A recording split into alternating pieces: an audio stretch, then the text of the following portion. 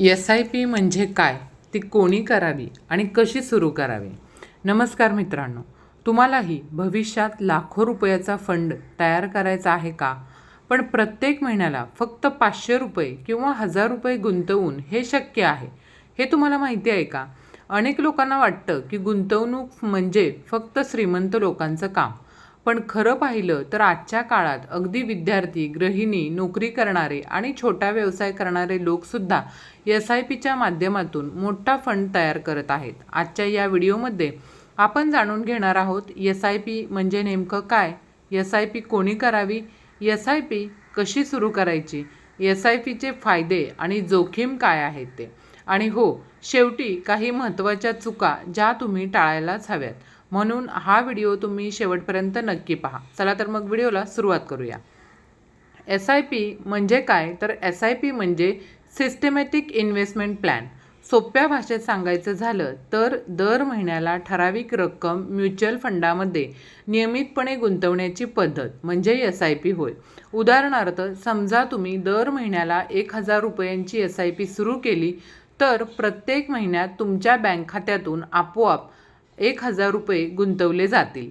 ही रक्कम बाजाराच्या परिस्थितीनुसार म्युच्युअल फंडच्या युनिट्समध्ये बदलत राहते.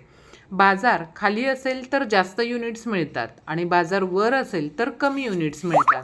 यालाच रुपी कॉस्ट ॲव्हरेजिंग असं म्हणतात.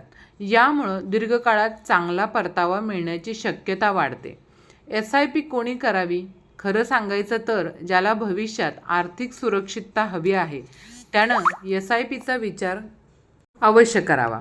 म्हणजेच उदाहरणार्थ बघा, नोकरी करणारे असतील, व्यवसाय करणारे असतील, गृहिणी असतील, विद्यार्थी असतील किंवा नवीन कमाई सुरू केलेले तरुण असतील, मुलांच्या शिक्षणासाठी बचत करणारे पालक असतील, निवृत्तीनंतर आर्थिक स्वातंत्र्य हवं असणारे लोक असतील. अगदी ₹500 अनेक एस-आय-पी सुरू करता येतात.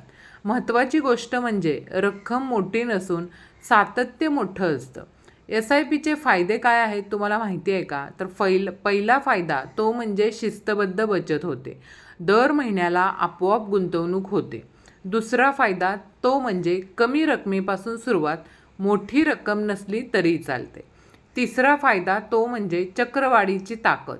जितक्या लवकर सुरुवात कराल तितका मोठा फायदा तुम्हाला मिळू शकतो. आणि चौथा फायदा तो म्हणजे दीर्घकालीन संपत्ती निर्माण करण्याची संधी. म्हणजेच घर, शिक्षण, लग्न, निवृत्ती अशा अनेक उद्दिष्टांसाठी एस-आय-पी उपयुक्त ठरू शकते. एस-आय-पीमध्ये जोखीम असते का? तर हो, एस-आय-पी पूर्णपणे जोखीममुक्त नाही, कारण ती म्युच्युअल फंडामध्ये गुंतवणूक असते आणि म्युच्युअल फंडाचा परतावा बाजारावर अवलंबून असतो. काही काळ नफा कमी किंवा तोटाही दिसू शकतो. पण अनेक गुंतवणूकदार दीर्घकालीन कालावधीमध्ये गुंतवणूक ठेवण्यावर भर देतात. म्हणून एस-आय-पी सुरू करण्यापूर्वी आपल्या आर्थिक उद्दिष्टांचा आणि जोखीम स्वीकारण्याच्या क्षमतेचा विचार करणं खूप महत्त्वाचं आहे.